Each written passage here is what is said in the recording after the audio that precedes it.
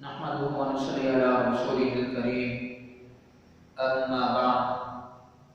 أعوذ بالله من الشيطان الرجيم بسم الله الرحمن الرحيم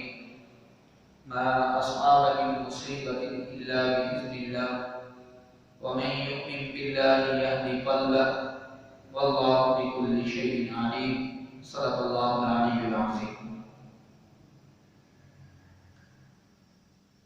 انسان پر جو مصائب جو آزمائش آتی ہیں ان مصائب اور آزمائش میں بھی انسان کے لیے بعض اوقات مثبت پہلو ہوتے ہیں۔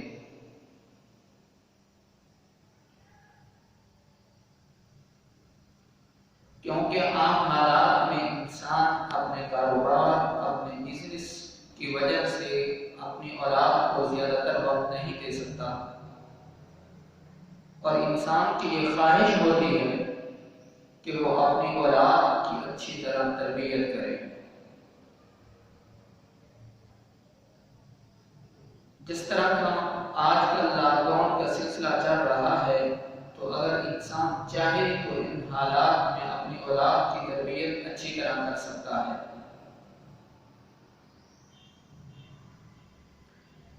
پہلے انسان کے عموماً یہ گلے شکوے ہوتے ہیں کہ ہم اپنی اولاد کی صحیح طرح تربیت نہیں کر رہے، رشتہ داروں کے گھروں میں آنا جانا ہوتا ہے، ان کی تربیت صحیح طرح نہیں ہو سکتی۔ لیکن جس طرح کے آج کل کے حالات ہیں، ان حالات میں انسان صحیح معنی میں ان کی تربیت کر سکتا ہے۔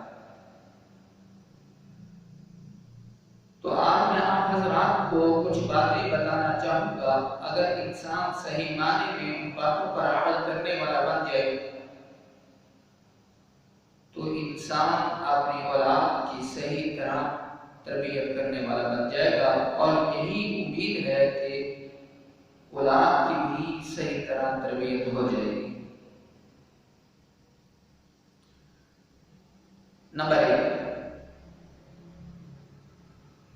گھر میں ایک وقت خاص کر لیا جائے کہ اس وقت میں ہم نے نماز پڑھنی ہے۔ جب ہم نے ایک نماز کا وقت مقرر کر دیا ہے تو پھر جب نماز کا وقت آئے گا تو اپنی اولاد کو کہیں کہ ہمارے سامنے وضو کرو، ان کا وضو اچھی طرح دیکھیں، اگر ان کی کوئی غلطی ہے تو ان کو غلطی بتلائیں، کیونکہ بعض اوقات ایسا ہوتا ہے کہ انسان کی اولاد جو ہوتی ہے جب ان کی عمر 4 سے 5 سال 6 سال کی ہوتی ہے تو اس وقت ان پر باتیں اثر نہیں کرتی، انسان کے جو کام ہوتے ہیں وہ کام دیکھ کر وہ اس سے زیادہ اثر لیتے ہیں۔ جب ہم ان کے سامنے وضو کریں گے، جب ہم ان کے سامنے اللہ کی عبادت کریں گے، جب ہم ان کے سامنے اچھے کام کریں گے تو ان پر بہت بڑا اثر پڑے گا۔ پہلی بات کہ ایک نماز کا وقت مقرر ہو جائے، اور وقت مقرر ہونے کے بعد پھر اپنی اولاد کے سامنے خود بھی وضو کریں، اور پھر ان کا وضو دیکھیں، ان کے وضو کے اندر اگر کوئی غلطی ہے تو ان کی وہ غلطی دور کریں۔ اور پھر اس کے بعد دوسری بات جو ہے وہ اس چیز کا خیال رکھیں کہ اپنی اولاد کو یہ بھی بتانا ہے کہ اگر ایک رکعت ہم سے رہ گئی ہے یا 2 رہ گئی ہیں یا 3 رکعتیں رہ گئی ہیں یا 4 رہ گئی ہیں تو اب ہم نے بعد میں ان کو ادا کرنا ہے، تو کس طرح ادا کرنا ہے، یہ سارا طریقہ ہم نے اپنی اولاد کو بتانا ہے۔ اور دوسری بات یہ ہے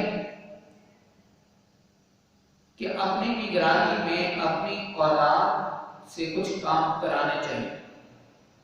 تاکہ ان کو پتہ چلے کہ ہم نے کام کس طرح کرنا ہے۔ گھر میں اپنی والدہ کا ہاتھ بٹائیں، اپنے والد کا ہاتھ بٹائیں، اپنی بڑی بہن بڑے بھائیوں کا ہاتھ بٹائیں، تو جب وہ کام کریں گے تو ان کے اندر جو غلطی ہوگی تو جب ہم ان کو ان کی غلطی بتائیں گے تو وہ اپنی غلطی کو دور کرنے والے بنیں گے۔ اور تیسری بات یہ ہے کہ جب کھانے کا وقت ہو تو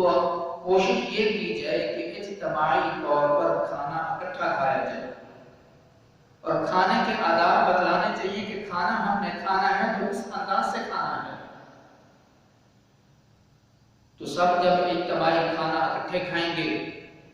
سب اجتماعی طور پر کھانے کی دعا پڑھی جائے گی تو جو چھوٹے بچے ہوں گے ان کے دل کے اندر بھی شوق پیدا ہوگا، وہ بھی یہی سوچیں گے کہ ہم بھی یہ دعا یاد کریں۔